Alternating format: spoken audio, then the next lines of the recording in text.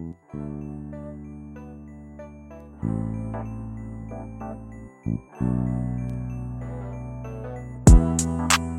to be a hustler. I used to be a runner. Came from the gutter. Now we be on that struggle. Used to be in a life full of crime. I gotta hustle and do whatever it takes to survive up in the jungle. Talking rock bottom from the gutter. I used to get in trouble, but now I'm beyond the struggle.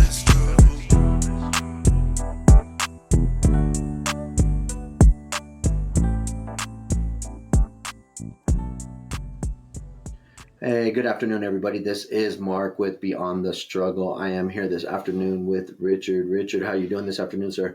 Doing pretty good, man. Glad to be Good, here. good. Thank you so much for taking the time to get on here. I know you're a busy man with lots of credentials, and we appreciate you having you on here and you sharing your story with us. So we look forward to that. And also, so what I would like to do is start this off by you telling your story, your testimonial story to us, how it came about from wherever you would like to start and where you're at today and with what you're doing in your recovery today, and also to remain, keeping your sobriety and your sanity, should I say, you know what I mean? Yeah. I would appreciate that. Go ahead and anywhere you want to start. Like most people, it starts in childhood. It's one of those things where we don't know something's different about our house until we're going to school. You don't know what you don't know. So if you're missing a parent, you don't really realize that's a thing until you start going to other people's homes. So my parents were very young. They were babies having babies. My mother was 15 and my father was 17, 18. And he was also an alcoholic. He was kind of the fun guy in high school, played football, dropped out, liked to party. And for young parents, that meant mama was stuck with kids. Mama was left to do a lot of the heavy lifting there. So around school age, I start realizing something's different about my household than everyone else's. Other kids' parents would show up and they looked like my grandparents. My grandparents were young. So my family didn't look like other people's families, but that was just appearance. Started raising questions though. I have a huge family, huge Irish Catholic family. So what happens is I get to school and start realizing maybe my house looks a little different. My father was an alcoholic, and back then in the 80s, there was no cell phone. So when he would go on a bender, he was just gone. There's no finding him. You call the 2-3 bars he frequents, call his 2 or 3 friends. If they cover for him or if they lie, whatever it is, they ain't seen him. You got to wait it out. Right. So we kind of did our own thing, me, my sister, and my mother. Oftentimes he wasn't present. He would work, but we didn't have a vehicle, so he always had jobs where there would be a company truck, something like that. He was a bug man once. He put up awnings, did things like that.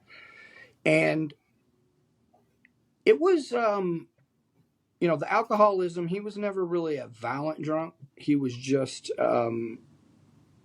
it scared me. It scared me. Yeah.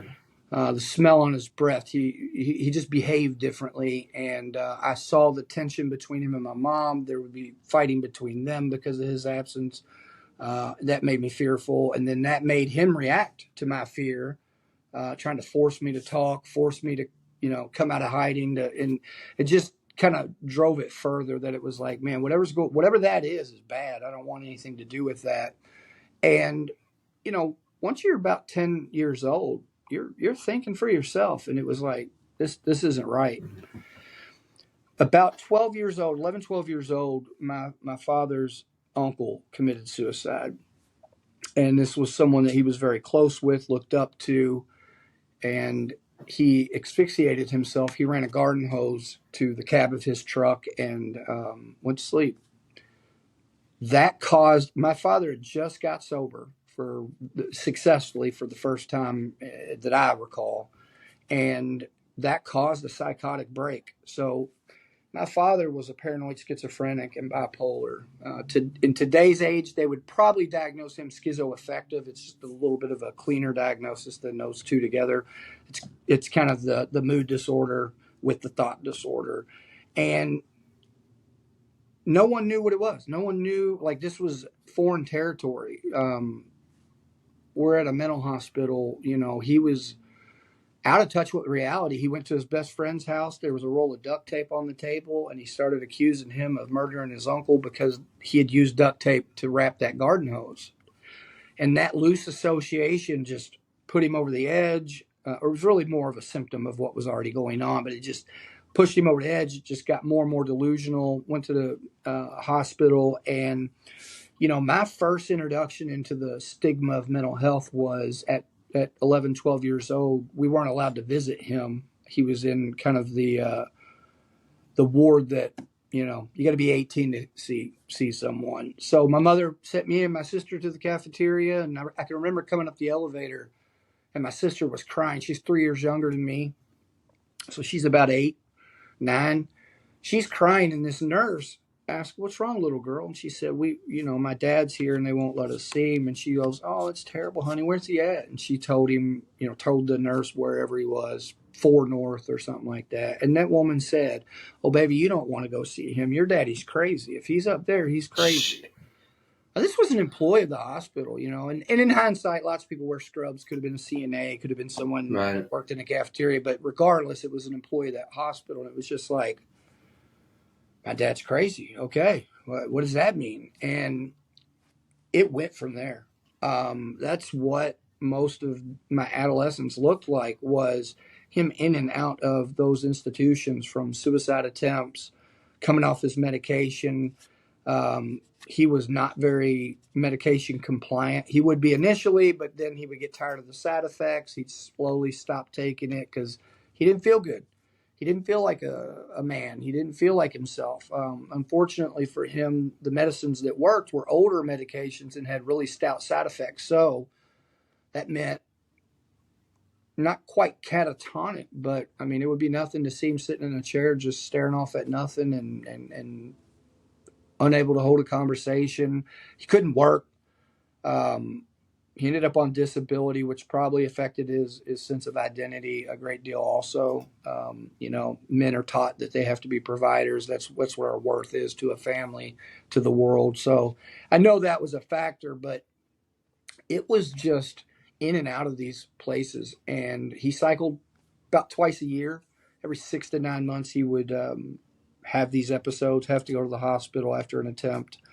And it was different than the Benders with the alcoholism, because then we knew he was out partying, so to speak, or he was out doing his thing. But with the mental health, he was going off to end his life. He was going off to carry these things out. And it's all about waiting for that knock on the door, the phone call. And sometimes that knock on the door was him coming home. And it was, and then obviously between him and my mother, there was fallout. But by the time I was 14, I really didn't want much to do with him. I was angry. Anger entered my life and came to stay for a long time.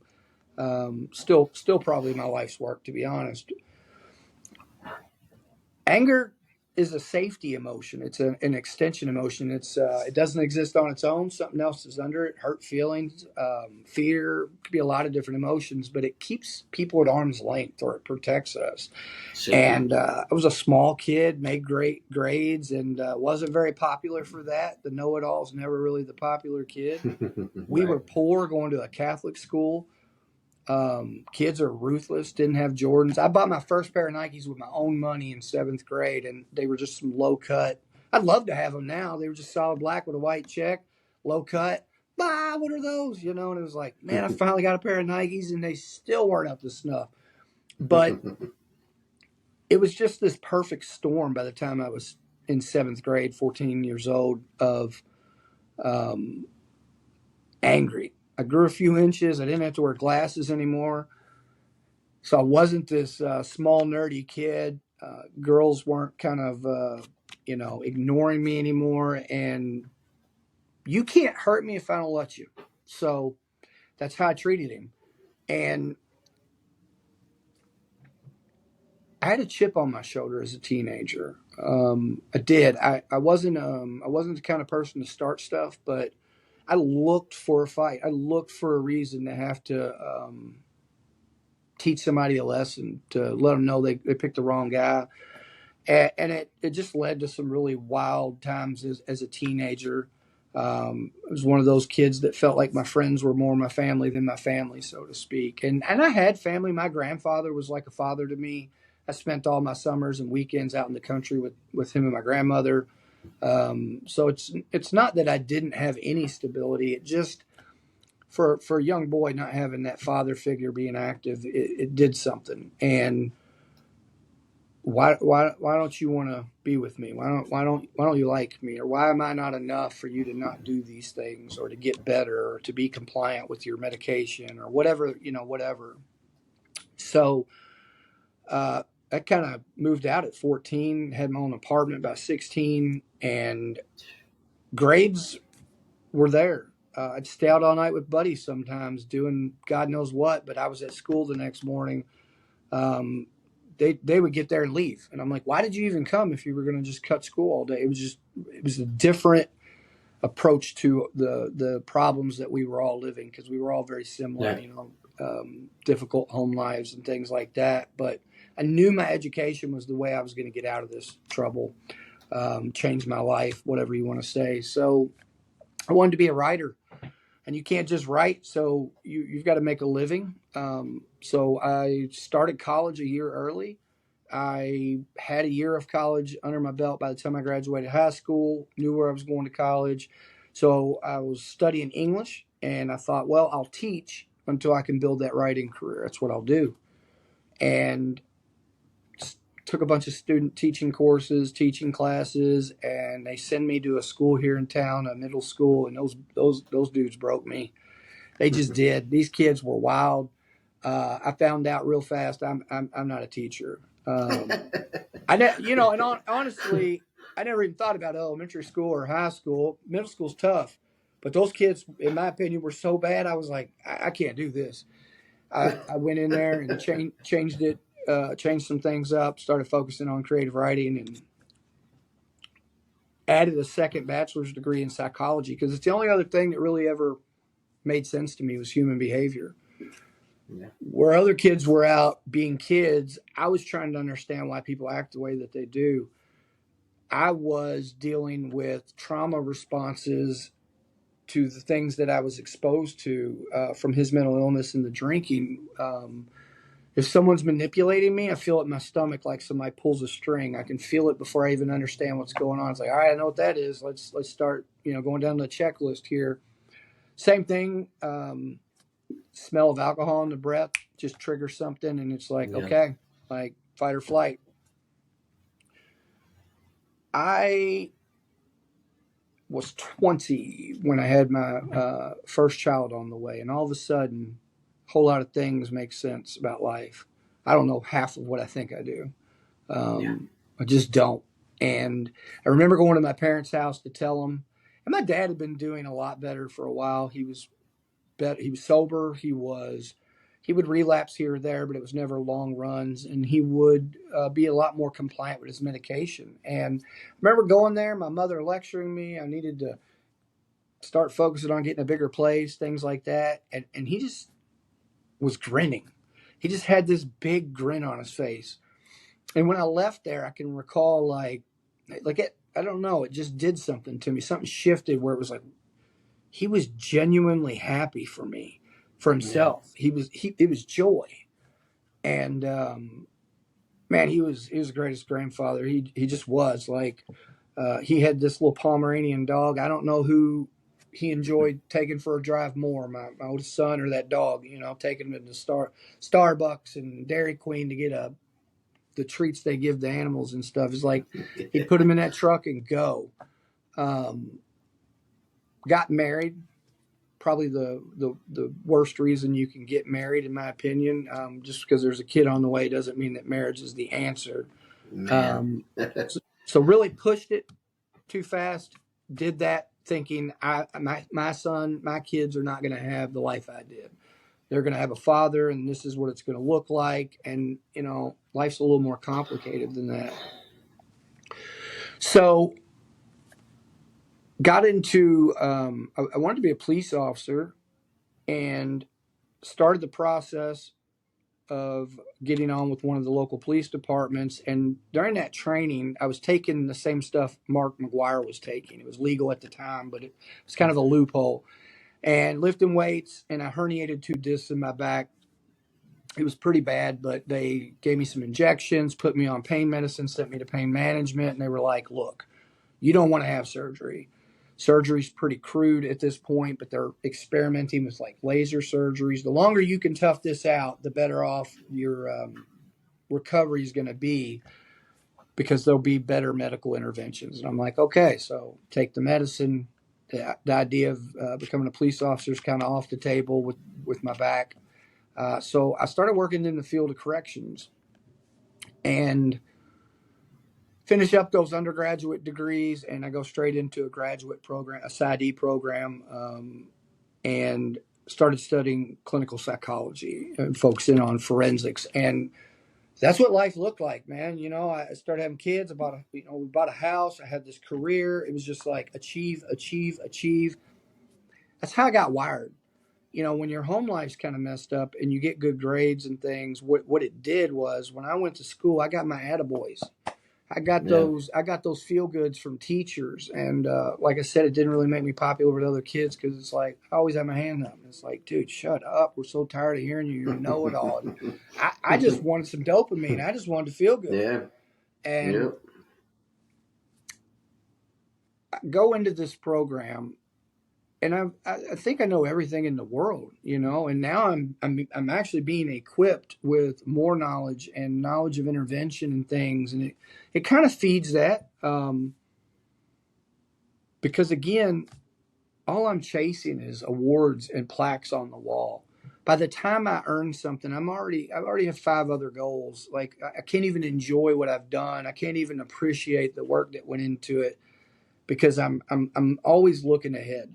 I'm always looking ahead. And, in hindsight, that's an anxiety response. I'm worried about the future. I'm worried about instability. I'm worried about, I want an extremely abnormal amount of control is what I'm after.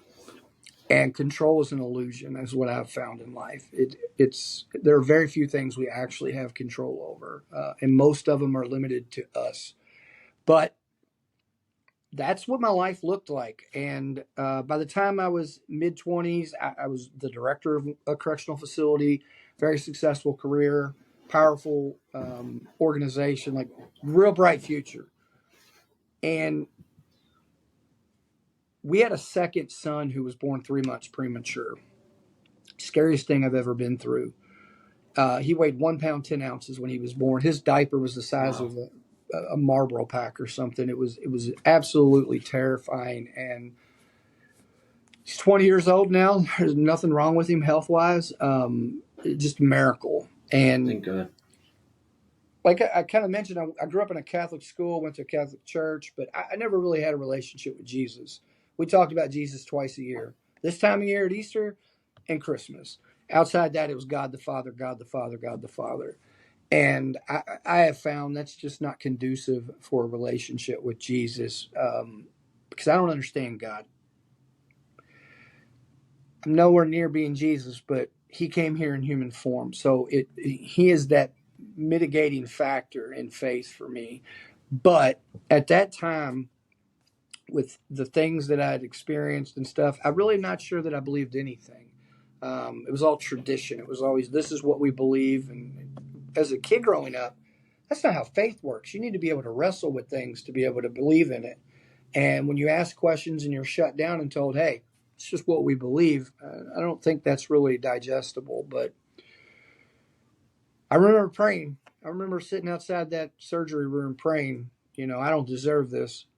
I'm not worth anything, but he's a kid. He's a baby. He didn't do anything. Please don't take him. And God answered that day. But it also put a huge strain on that marriage that was probably doomed from the start anyways. We had no business getting married. It was very stressful. And, to be fair, I won't put everything on her, but we were kids having kids as well. And we weren't really going to the same place in life. There was a lot of indifference, and, we were starting to argue a lot. And my oldest was 4. So he's aware that we're fighting and arguing and stuff. And I grew up around that, and I don't Yeah. want that for my kids. And Yeah. in February of 2006, I made the decision to leave that marriage, and we started into the divorce proceedings. And I remember thinking, like, if we stay married, we're both going to be miserable, and our kids are going to suffer from that. If I leave, if we end this, everyone has an opportunity at happiness. And my thinking wasn't wrong. However, there are consequences for all decisions in life, and I'll kind of come back to that. So even if it was the right decision, it changed the trajectory of everyone's lives in a way. So that's February. In June, I'm wrapping up my master's degree. I've been in college for 8 years. It's a huge part of my identity. I was going to go into the doctoral portion of this program, this PsyD program. And in November of that year, my father chose to shoot himself during a hunting trip and end his life. And that was my best friend. I went from not wanting anything to do with my dad to he was my best friend for 6 years. We did everything together. If University of Louisville was playing, we were watching it. If they weren't playing, we were talking about it. If deer hunting, if I called him, he came. If I called him, he listened. And I can remember I'd be at work and he would call me 8 times a day because he was at home on disability, bored out of his mind. Hey, what are you doing? Same thing it was 10 minutes ago when you called, buddy. Like, I'm working. What I wouldn't give to have one of those calls now. But Yeah. I can remember at the time it was just like, man, but like my dad was my best friend. I finally had the father that I always wanted, because when my kid was on the way, we just moved forward. We never really stayed there. We just moved Yeah. forward, and it crushed me. There was a lot of trauma associated with his death, and then on top of that, just the weight of grief. I was angry at God. I can remember, kind of like Lieutenant Dan, some drunken nights up in the crow's nest of a boat, just cussing God and daring him to come down and prove himself. Just, I got questions and you owe me answers. I wanted to fight God, and I taunted him. Come on, let's go. Prove that you're real. And I felt like I heard and saw nothing. And to me, that meant either you're not real or you don't love me. To put me through this, for my life to have gone this way, and then you finally give me this father I've always wanted, and then you take him from me. You either aren't real or you don't love me, and that's kind of how I moved forward in my life. It was the first U of L U of K game, and that's kind of the in-state rivalry here in Kentucky. And man, it's a big to do around here. Like most in-state rivalries, everyone in the family is a U of L fan except one uncle. We're pretty sure he's the mailman's kid, but we accept him. But it's just friendly family banter back and forth. And I'm at Yeah. my uncle's house to watch the game. I'm with someone. I should have been having a good time, but I wasn't. This was the first game after his death, and I wasn't having fun.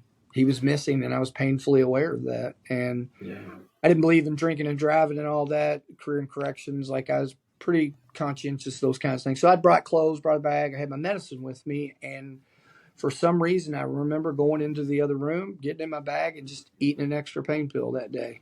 I'd taken them the way I was supposed to for 6 years, and just off the back end of being tired of not feeling happy, not feeling anything other than grief, melancholy, I took an extra pain pill, and I felt good. I felt something, and I thought, man, there it is. That's what I've been missing. This is okay. Here's the answer to the problem I have, and it's not. It wasn't. Um, here I am, this young mental health professional. I wasn't practicing what I preached. I got into therapy for a few months to kind of reconcile a couple things.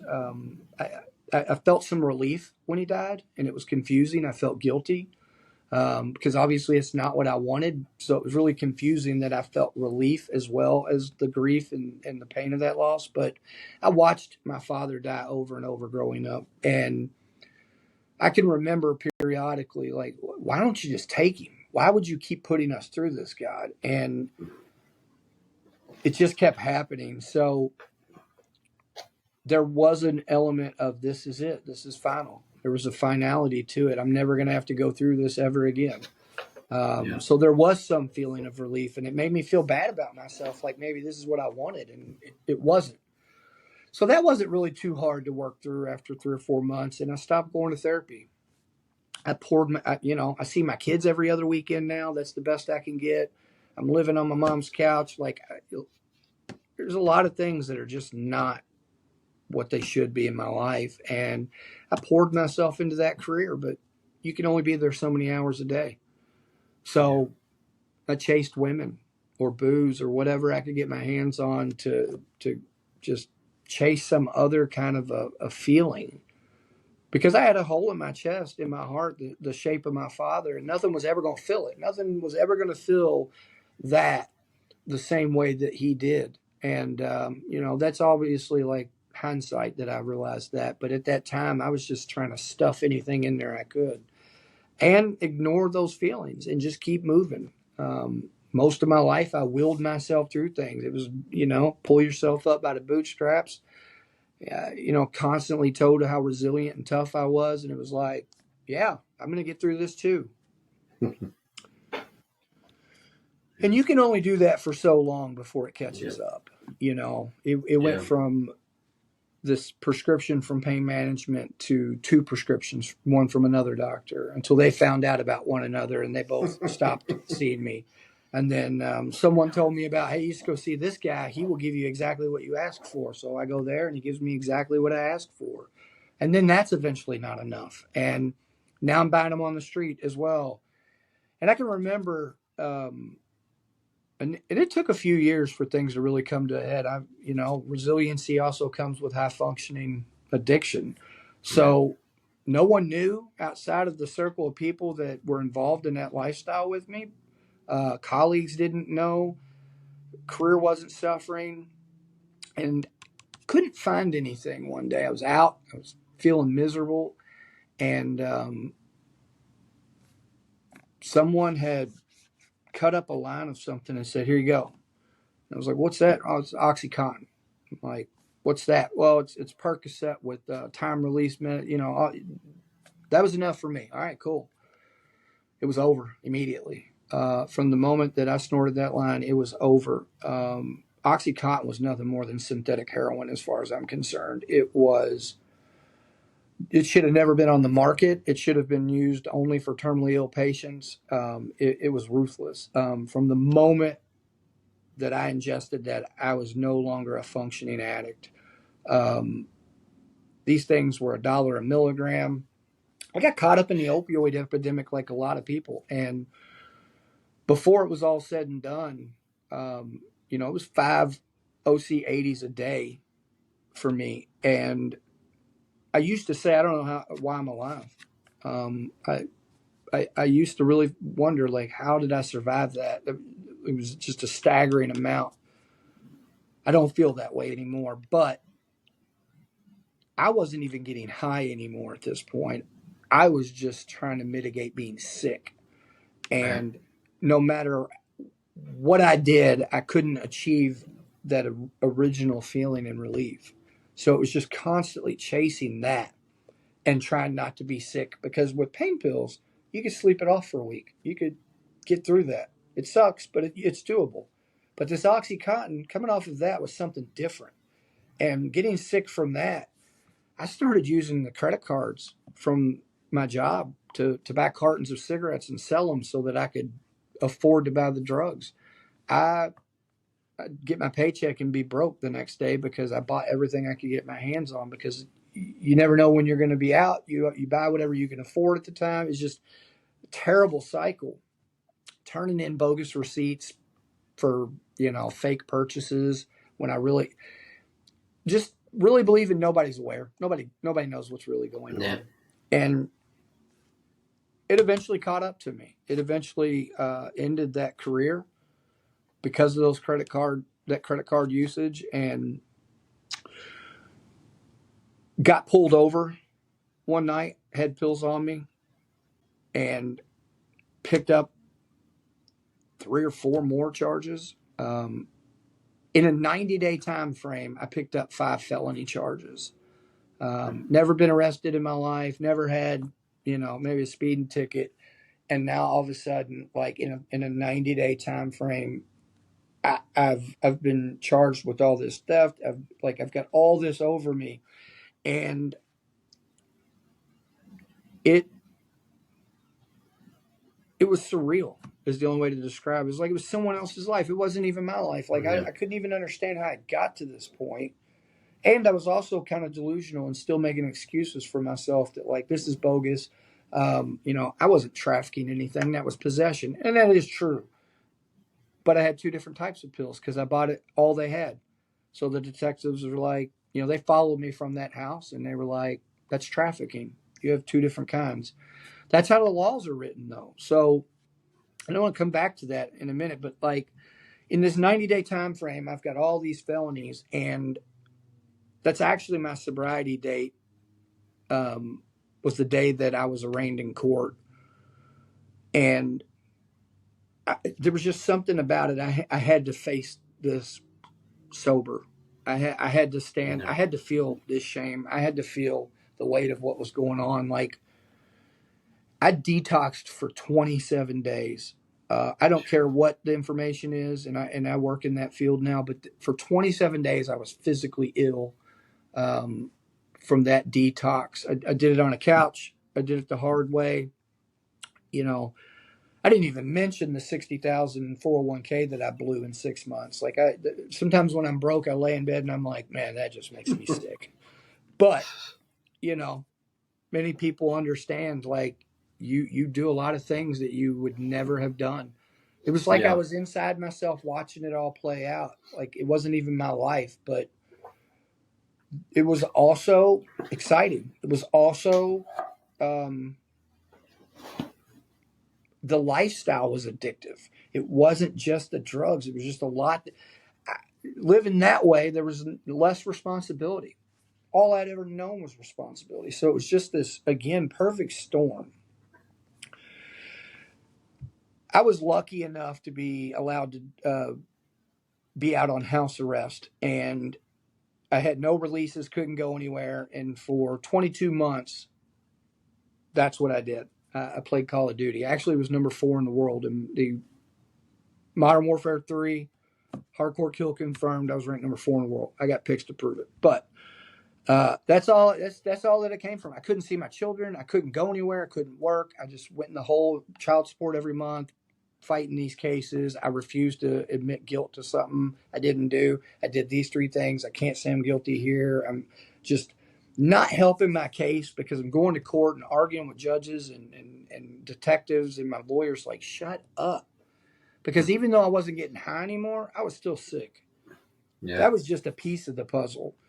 But I was just kind of dry sober. I wasn't really healing or doing anything. I wasn't getting better. And Right. long story short, I was facing 25 years. I couldn't accept that.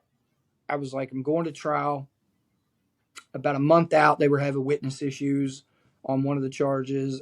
So they offered me 10 at 85%. I was like, there's no way I'm doing eight and And a half this years. that's for the distribution or It was the trafficking. so I ended up the theft charges. They plea bargained that, gave me probation. Now it's trafficking. They got me for impersonating a peace officer because I had my old corrections ID on me and tried to talk my Oh way out of yeah. that traffic stop. I An assault charge, wanton endangerment. So it was those were the hefty ones that were really weighing. And it's like, man, I can't accept that. So about a couple weeks out from trial date, they offered me 5 years, and they amended that assault 1 to assault under extreme emotional disturbance, which is in this state there's 4 classes of felonies: A, B, C, and D. D is the lowest, so all of them are a D now. Um, we won't oppose probation. And I'm already parole eligible with my jail credit. So I signed my name. I come back 6 weeks later, and they remanded me to the Department of Corrections. Didn't give me any jail credit. I started on day zero. I was like, this is not what I agreed to. Wow. Again, I felt like I was the victim here. I'm like, this is Yeah. not. I was still making excuses for my life that this is bogus, not fair. So I go from having the keys to the jail, so like literally to going, and it saved my life. Um, Even though it was probably one of the darkest things I've ever experienced, short of his suicide, it saved my life. When I was in downtown jail here, waiting to be transferred to a state facility, there were guys that had been down there 8 months, and they're like, "Dude, just get comfortable. You ain't going anywhere for a while." I wasn't there a week, and I got moved. I mean, in hindsight, I'm telling you, it was all a God thing. But in that week, my mother's kind of the only person that's there, and she's like, "You need to pray." And I remember telling her, "I don't know how to pray, Mom. I know a bunch of prayers, but it's song lyrics. They don't mean anything." "Well, you just try. You just need to start talking to God." And I'm like, yeah. I got real problems, Mom. What's God going to do right now? I did these things, and now I'm screwed. That's where I was mentally. And I remember I was laying in my rack telling jokes with this guy, and they came through and hollered church. And he got up and started walking, and I was like, "Where are you going?" He goes, "Church." "Why?" "We don't have anything better to do." That was a good point. I went. That's why I went to church. I didn't have anything better to do. And for about 20 minutes, all I could think of was how dangerous this was. There's like 20, 25 inmates and one officer and then this volunteer who's preaching. And all I can think is like, what do they do if something happens? Like, he can't stop all this. I'm back in like professional mode of like, Yeah. not paying attention. And boom, this guy's in Matthew 6. This is how you pray. Our Father, who art in heaven, hallowed be thy name. And I'd love to tell you the light bulb came on and it all clicked from that moment. It didn't. I just remember that, go back to that dorm. I was gone a few days later. They sent me somewhere and I had to readjust again, get used to the politics there and start getting settled. And I was going to the NA meetings there. And in the beginning of my recovery, I was going to 12-step meetings, sometimes 3-4 times a day. They kind of made me mad because it was always about one day at a time and just for today. And I'm like, I'm trying to get through the next hour. I'm trying to make it to lunch. I'm trying to make it to dinner, dude. This is my 5th meeting today. Shut up. And like, people obviously were accepting of that, and they'd been there and they recognized that it was a good place for me. I got a good foundation in recovery there. I also found it to be an unhealthy environment for me. And that really neither here nor there. I had a sponsor that wanted me to pick up co-sponsees, and they were still in active use. And I'm like, "You're not getting in my car, dude. I'm not dealing with none of it." And he's like, "Oh, you have to, man. This is what we do." And I'm like, "I don't have to do anything. Like, I got to protect my own sobriety." So, Yeah. But with the lack of options, I've started going to those NA meetings, and a pastor was coming in and doing them. And he also did church at this facility. And he would keep me around after the NA meetings. He's like, "Man, you seem to understand this stuff a lot. What'd you do for a living?" I was like, "Yeah, I can't really talk about that. Not safe. But yeah, I've been clean for a little while." So yeah, I understood the language and a lot of the fundamentals, but again, the self-healing and doing my own work wasn't really happening. And I did my time writing letters. I had 5 or 6 people that stayed in touch with me that way. I knew how long the mail would take. Like, it kept me plugged into the outside world, it kept hope in my life, because if I could describe incarceration in one word, it'd be hopeless. The world goes on without you, and you don't know when you're going to see daylight again, so to speak. Even if you do know, you don't know. Things go wrong in that system, and court dates get canceled. Things don't go the way you planned. But I kept going to these NA meetings, and he would always invite me to church. And no, it's not my thing. No, that's not my thing. So my grandfather was having some heart difficulties, and like I said, that was kind of my dad. He was really the stable father figure in my life, and there wasn't one time in my life he wasn't there for me. And I was starting to deal with an extreme level of guilt that he was going through this and possibly going to die, and I'm not there, and I'm not going to be able to be there if he does die, and I'm never going to be able to get over this. I'm never going to forgive myself. I've dealt with this trauma of my father's death, and I'm like, this is my real dad. Like I'm really not going to be able to get over this. And I can remember struggling with that, but I didn't know what to do with it other than carry the stress of it and the fear of it. But my mother continued to try to minister to me. I kept writing letters with people. I kept going to NA, and it got to this point. I can remember the day. I don't know what day it was, but I can remember sitting on the floor in this pod, which there's like 5 cells, a bunk in each one, and then it made up a pod. And I'm sitting on the floor on the phone with my mom, and I was like, I did all this. This is my fault. I did every bit of this. Because up until that point, I'd blame my ex-wife, my dad, the cops, dirty detective, my lawyer screwed up. It was my old roommate. It was everybody but me. All right. And I'd finally come to accept that, like, man, I screwed up bad. Like, I did all this. Like, yes, this happened to me, but I did this. I did these things. And the weight of that shame was crippling. It was too much to carry. Yeah. And I remember my mom telling me, you're going to have to find a way to forgive yourself. You're going to have to forgive yourself. And I told her, like, how do I forgive myself? I don't know if I'm ever even going to see my sons again. They may be grown men by the time I'm ever able to, they may not want anything to do with me, you know. I don't know what to expect. But I'd finally decided to go to church. He had worn me out, and I guess I was primed and ready. And I walked Nice. in there. This is months later, 6 weeks later, completely different facility, different man, and he's preaching out of Matthew 7 about taking the plank out of your eye and forgiving other people, and it's about forgiveness. And I'm like, yo, what is this about? Something happened. Something shifted inside of me where it was like, this can't be real life. I thought I was on a reality TV show. That made more sense to me than God was intervening in my life and revealing himself to me, because they had actually been filming a reality show in the jail I came from. When I left, they were down there filming. I thought, man, this is some kind of crazy social experiment, because, again, that made more sense to me than God was showing up in my life. I dared him to prove his existence, and he was. But see, I was so egotistical and unhealthy. I had to be stripped of all illusions of control before I could accept that I wasn't in control. I never was.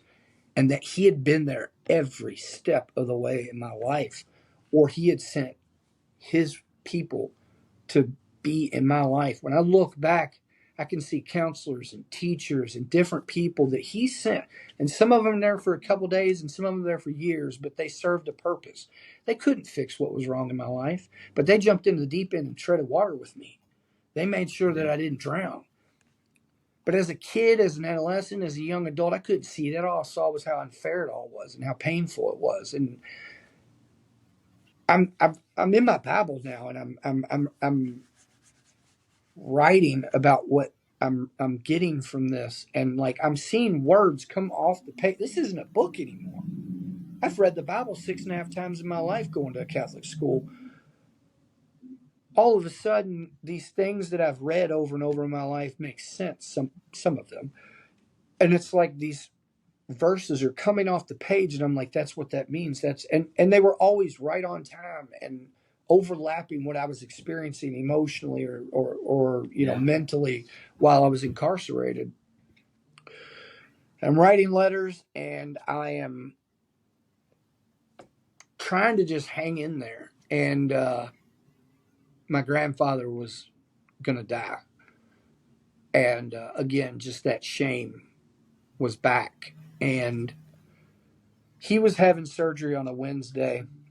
I think it was a valve surgery. They had already done a valve replacement. It was leaking, something like that. And it was like, look, this is kind of a last ditch effort. If this doesn't work, I mean, it kind of is what it is. And again, it's right there. It's all flooding back like, man, I'm going to be here and I'm never going to be able to get over this. I hadn't stood up and got saved up until that point because in my wrestling with faith, I knew that I believed in God at that point, but I hadn't accepted Jesus because I didn't want to be a hypocrite anymore. We are. But what I mean by that is like when I was a young man and did believe in God, like I would do things with the belief that like it was okay, knowing that it was against what I was taught, morally.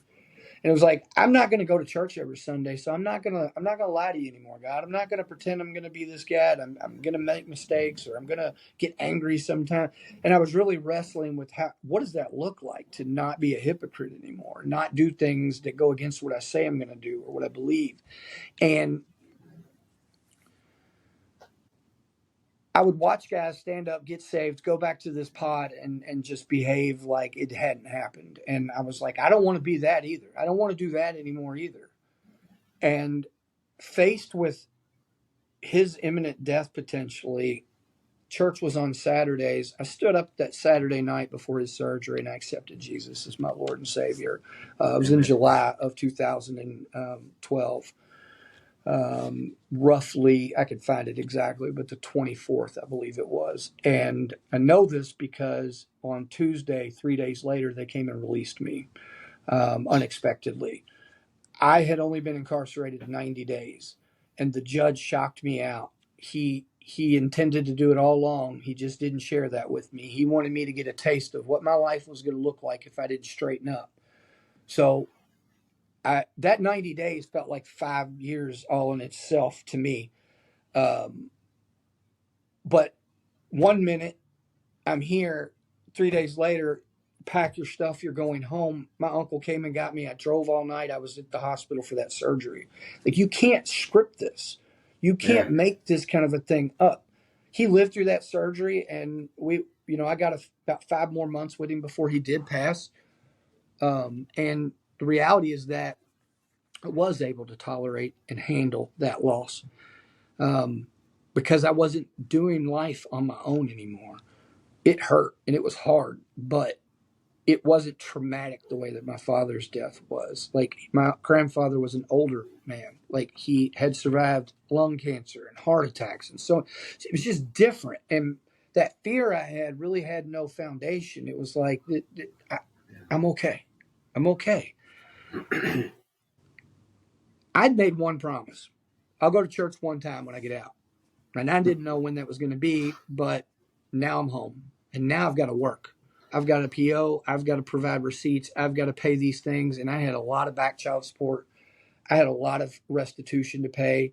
It's like $13,000 plus 6% plus court cost fees, $27,000 of child support, and somebody that can potentially arrest me every single month of my life. And I got to bring these things in and say, please don't lock me up. Please don't lock me up. It's not quite how it goes, but that's how it feels. Yeah. And every day I drove past that church I grew up in, and I'd remember that promise, and I'd look over and I'd look at the door, and I knew what was in there. Nothing. There was nothing in there for me. Not in a Catholic church, anyways. Right. And that's not a knock on Catholicism. Like, I have found now, that I've had some maturing spiritually. I hold a lot of those things to heart still. Some of the sacraments that I experienced and some of the traditions that were taught to me. I appreciate them and I respect them. But I met a woman. And every Sunday she went to church and nobody reminded her to. She just would shut off football and go, and I'd have to go to work. And you want to go to church? I'm like, got to go to work, got to go to work, got to go to work. And it was true. It was also an excuse. And I eventually couldn't go to work one day because my car broke down. So I went with her. And the church she went to was in an old Catholic church that had been sold and turned into this other church. So I made a lot of jokes on the way there, a few Kool-Aid jokes, things like that. And we walk in, and we walk into the vestibule, and I'm like, "There's coffee pots in here. What have y'all done to the Lord's house?" I go through those doors, and there's all kinds of flannel and blue jeans, and I'm like, "What is this?" We're sitting there, and I'm watching this guy bebop down the aisle, high fiving people. He's got a little earpiece. I'm like, "What? Who is this guy?" And I'm like, "Oh, that's Pastor Daniel Montgomery. He's awesome." Like I know who that is or something, but Yeah, like yeah, this yeah. is the vibe. And I don't know what he was preaching on. I just know that about halfway through it, he started talking about struggling with his faith. And I turned to her and I said, "He can't say that. He's a pastor." And he said, "And I know what you're thinking. I can't say that because I'm a pastor." And I was like, "I don't know what's going on right now." And she's, for her, she's having an amazing Sunday sermon. And for me, I met the Holy Spirit. For me, I met God. For me, for the first time in my life, I've heard someone be honest in a church. And it anchored all those things because months had went by. Was I Yeah. crazy? Did I imagine all this? Maybe it wasn't God. Maybe I just dreamed all this up. It anchored all of it. And to date, when my faith gets rocked, nothing has ever made it past that day to undo any of that. And while Jesus is the linchpin of my faith, I am in covenant with that woman over. I'm in covenant with God over that woman. Amen. Yeah, I like that. She saw things in me I couldn't see in myself anymore. She saw things in me that I'd never seen in myself anymore. I can remember leaving church one day and I was like, I'm not a pastor or anything. She's like, "You could be." No, not me. Life was hard, even with these experiences. It took 10 years to straighten my life out from all these mistakes that I made. It took another 4 years of fighting to be able to see my sons. And I mentioned that decision and it changing the trajectory of all our lives. What I eventually learned, because I ended up getting custody of them, is that they went through hell and back because of their stepfather. And that's on me a little bit because I made that decision. I didn't do those things. And I am healthy enough to realize I can't take the blame for another person's actions. But the reality is, when I made that decision, and that's why when you're 15 years old, when you're a teenager, when you're a young man or young woman, you really need to think about these big decisions, whether it's children, whether it's marriage, like there are long-term implications from these decisions that just, you don't know how far the ripples go sometimes. And Yeah. About 10 years in, 11 years in, I take that back. I'm sorry. We won't have enough time, so I'm going to speed this part up. But I was miserable selling cars. I was unfulfilled. I was depressed. I hated it. And someone on Facebook shared that a friend of theirs had shot himself and was clinging to life. And all day I felt this nagging conviction to go down to that hospital and say, "I don't go to hospitals. I don't do funerals and I don't do hospitals. Can't do it. It triggers my PTSD. I don't do dead bodies. I don't do death. The smell of those places freaks me. I can't." And that was the conversation inside me. Go down there. I can't. Yes, you can. Go down there. I don't know what to say. There's nothing to say. I can't fix this. There's nothing to fix. By the time my workday was over, I called my wife. I was like, "I think I'm supposed to go do this." And I reached out to that guy. I got permission. I came down there. He took me in to meet his friend who was obviously not conscious. And, I prayed with him and left. And nothing bad happened. I wasn't triggered. I didn't freak out. Not, that young man died, unfortunately, and something began that day. God continued to put it on my heart to go back to these hospitals, to go back to funeral homes and go see. The words were always, "Go see him, go see that person." Yeah. And that's what I did. I started buying Bibles, take them with me. Whatever happens to this, I'm not trying to push my faith on you. Leave it in this room. I truly believe whoever is supposed to own this Bible will pick it up and get what they need from it. I just did this over and over again as it would come across my desk, so to speak. And in 2018, I got invited for several years, kept saying no, but I went to a Christian men's weekend retreat. It's called Men at the Cross. It's part of a larger group called the Cross Ministry Groups. And it was the first time I'd ever experienced safe men. And it plays a large role in the transformation in my life because iron sharpens iron. And I understood what that meant once I was around other men doing their work and understood what safety and brotherhood could do for someone. And probably about 6 months after going to that, I got asked to do a funeral. I've been doing these hospital visits for 3 years or so, and I got asked to do a funeral. And I said yes before I realized I didn't go to seminary. See, when my wife got pregnant, because we got married a year from the day we met, we got baptized on Easter Sunday, and then 6 months later we got married, and immediately started having kids. I'd enrolled in seminary, and then the kids on the way. And I went to grad school in my first marriage. So I backed out. I didn't want to miss out on that or put that all on her again. A couple years goes by. I re-enroll. I'm like, I'll do it online. Another kid on the way. And I'm like, a fourth son. And I'm like, I don't understand, God. Why are you telling me to go do this? And then you're putting like these roadblocks in place. The best I can answer is that sometimes it's just our responsibility to go to the door and see if it's unlocked. We have to be obediently faithful to those prompts.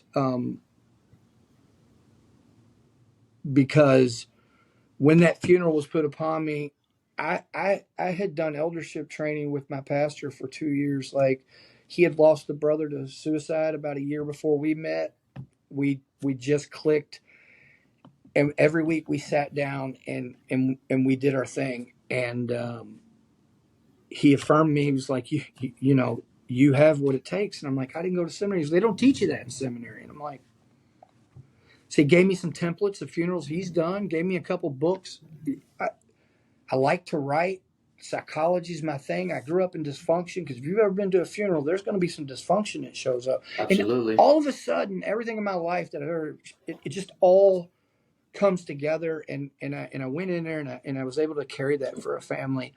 And I've done 122 of those at this point. What happened shortly after that was COVID.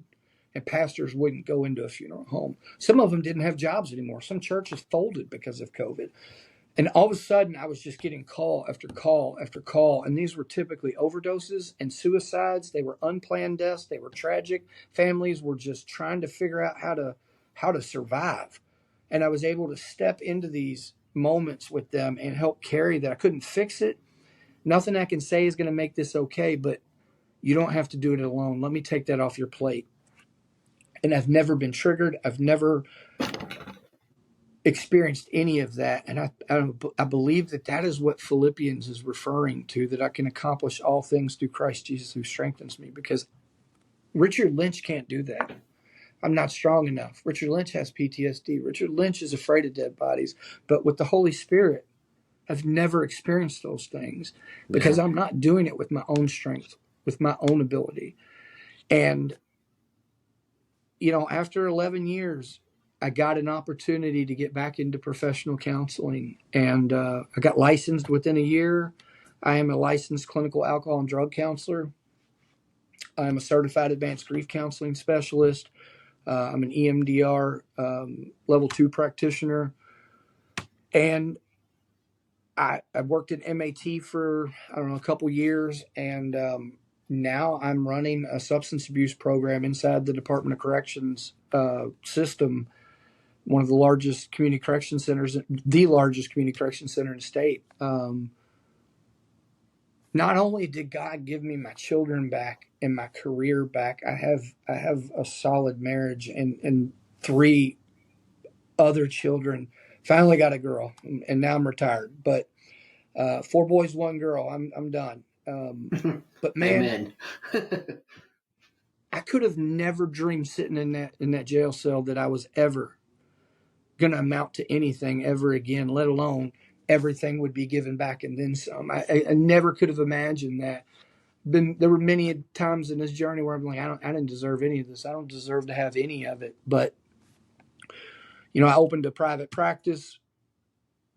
I do a lot of grief counseling with parents that have lost their children to overdose. They're kind of the forgotten part of this equation in this epidemic where they don't understand it often.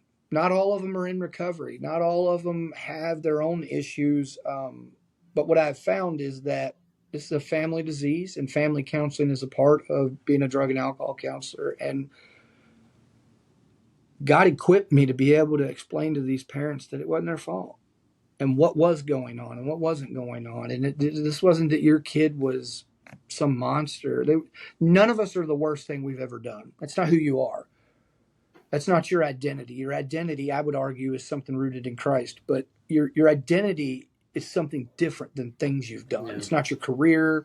It's not your accomplishments. It's not your failures. It is the virtues and the characteristics that make you up. When police officers retire, they struggle. When military careers are over, these people struggle with their identity. And it's simple. It's not that you were a Marine or you were a police officer, but honor and virtue and integrity, these things that made that's who you are. Those things were always true about you. And they're true about all of us.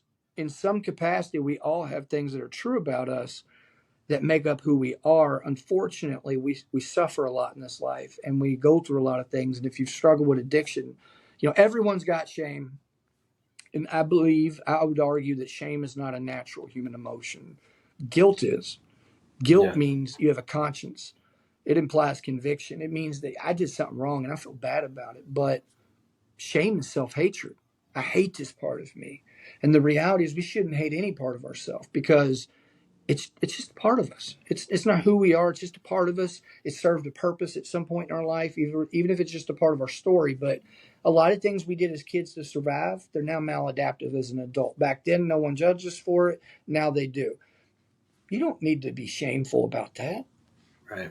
It's not working anymore. Let's heal. Let's get better. But, I've been blessed enough that I believe that God delivered me from addiction. It'll be 15 years this September.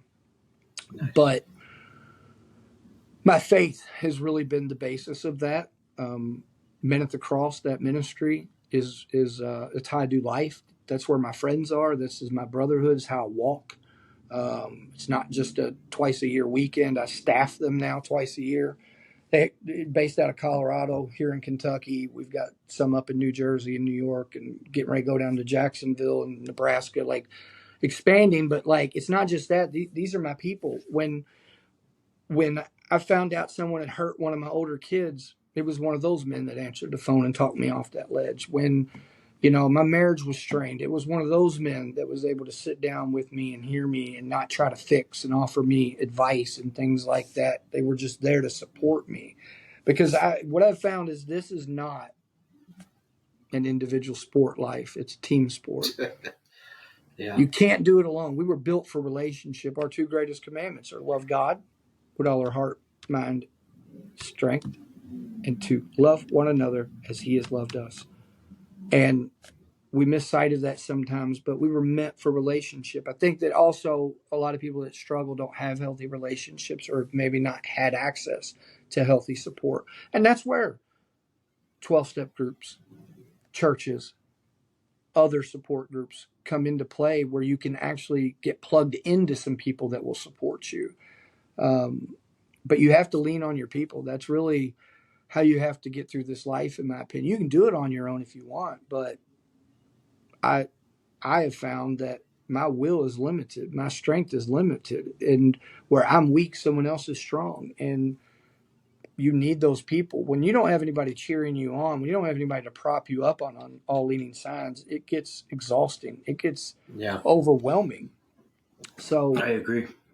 Right now, there's somebody out there still struggling. Somebody out there right now is on the fence about whether or not they can do this thing. And the reality is, right now, what are you being called to do?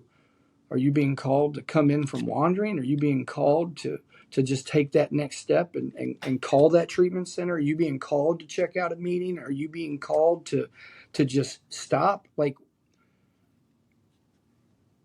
when those prompts come across your heart, all you have to do is be obedient to that next step. You don't have to figure it all out tonight. You don't have to figure it all out in one step. You know, when someone's, I'm not a rock climber, and I'm not going to do it. Those people are insane. But when someone's rock climbing, they don't climb to the top. They Yeah. go up 10 or 15 foot and anchor in. And they go Yep. up another 10 or 15 foot and they anchor in. And if they fall, if they slip, they don't go to the bottom and die. They don't Right. start all the way over again. They might pop a ring or two out, but like, they might even get hurt, but they don't die. It doesn't consume them. Yeah.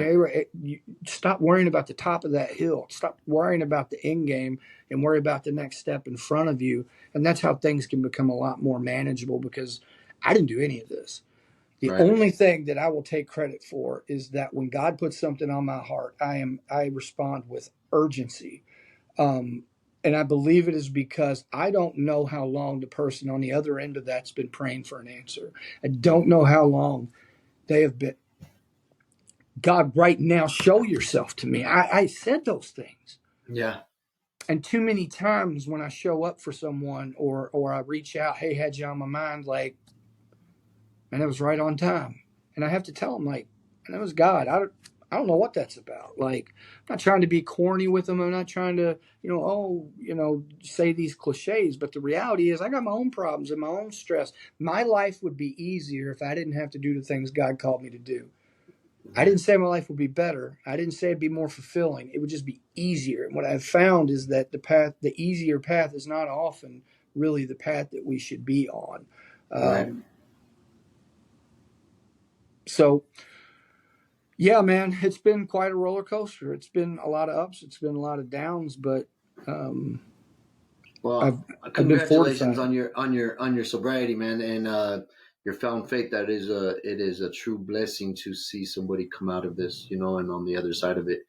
Your story is amazing, and your credentials are even more amazing for me in my head, because for a lot of people out there, like I was telling you before we went on here, a lot of people think that, like, there's always some serious trigger that sends you into something. You know what I mean? Like, I was beaten as a child, and then all of a Yeah, sudden I had no other choice but to go in this. But there's, in reality, the devil that holds those reins to the drugs and alcohol in those ways, and it don't hold nobody's name. And that's the truth. That's the reality behind it. I I, I've been through a lot of stuff in my life too, and hearing your stories, man, I relate with a lot of that stuff. As I'm sure somebody else will too as well, because I lost a lot of people in my life as well. And death for me used to be like that. When somebody would die, I try to avoid it. Like, even in my yeah, family, I don't want to be around it. I want to be there to support you, but I don't want to deal with it. You know what I mean? And it's like, sometimes even absolutely. nowadays, I got 20 years in being clean, and those are some triggers in my head. I don't won't relapse for it, but it brings up thoughts, Sure. birthdays, stuff like that.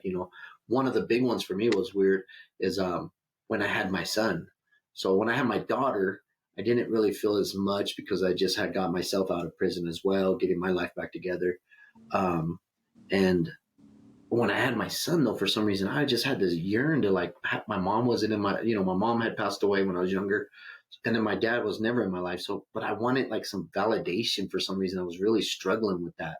Like, Yeah. I never understood that, like, some validation, that, like, like a praise, like, you know what I mean? Like, I brought a boy into this world, and it was just weird, but I understand that stuff you're talking about, where you're just like the pat on the backs, and it's like, so I get it, man. There's really good stories. Yeah. Um, I love my grief, and Yeah, it's going to you be a got to. tough thing for some people to hear. Um, Maybe it's fresh. Maybe you're still struggling with it, and that's okay. I, I I say that because we can't stop it. It's going to be It's there, inevitable. and I have found that when I'm engaging in my grief, when I press into it, I'm actually spending time with my father Yeah. in remembrance, thinking about things, talking to him. And in some way, it's like he's still here with me when I'm doing Yeah. that. And no, it's not the same. You know, I liken it to this. You know, sometimes life's just not going to be the same. It can't. It's not meant to be. You can't replace someone. It's like Right. having color TV and then someone all of a sudden gives you a black and white TV, and it's like, man, it's Yeah. just not the same anymore. And it's like, yeah, I've learned to survive it. Time doesn't heal all wounds. I think grief is so tough because in this culture, Western culture, it's taboo. We're all afraid of it. We're uncomfortable with it. You know, when I was in graduate school, I learned there was like 147, 141 phrases that you'll hear from the time of death through a funeral, and all but 7 are not helpful. People Right. saying things like, God had a plan. They're not suffering anymore. Man, if you don't get away from me with that, that doesn't help anyone. But it's out of our own discomfort that we're trying to fix and do. Yeah. And really, you just need to show up. You just need to be. You Yeah. don't need to answer. You don't need to fix. You can't fix this. Life's not going to be the same. Yeah. But we just need support. We need love. And Yeah. you know, for me, and I think that's why somehow this thing that was meant to destroy me, these traumas that I experienced that were supposed to destroy me, God's glorified them in a way that it helps other people. They're null and void, man. They don't own me anymore. They don't control me. They have no power over me. It's like the Right. final scene in 8 Mile. Eminem's like, tell them something they don't know about me. And then it's Right. over. Right. And it's like, it's kind of the same thing, man. When you confess these things, when you share and unload these things, that these shameful things, these painful things, they no longer have a shadow for the devil to twist them and manipulate them into Yeah. addiction and bad behaviors and suffering. It still hurts, but Yeah. they don't have to Absolutely. control you. So Yeah. Absolutely. All right, Richard. Well, I'm going to wrap this up, man. And then, if you don't mind, when we get off of here, I'm going to get some information for you. If you'd like to share your practice on here, I would love to show that on your video. sure. You know what I mean? And then we'll go from there. And also, I would love to get together with my other associates on here on the program and maybe do a breakout video with you, man, with some of your knowledge there. You know, I think we get some people to tap in with some questions maybe or something like that. I think that would be Yeah, a lot of fun for you. And, you know, on the creative aspect too, I think it would help you out as well. You know, get that spark rolling, man. You got a lot to give. that's I right. think you need to, Sounds like hand that plan. out. All right, Rich. So it sounds good to me, man. I'm going to let you go. I'll wrap this up. I will get it posted up. Probably it'll be about a week or two because I got a few people in front of you. I just posted 1 or 2 a week. So once I get that up, but I will let you know. And then I'll reach out to you. I know, like I said, I know you're a busy man, but my partner is out of town right now. And when he gets back in, I'll reach out to him. And I'd love to do a breakout video with you, you know, and Yeah, or sounds some great. coffee in the morning and just some fellowship talking, you know. So, all right, brother. Sounds Well, we'll good. end this up and we'll get going.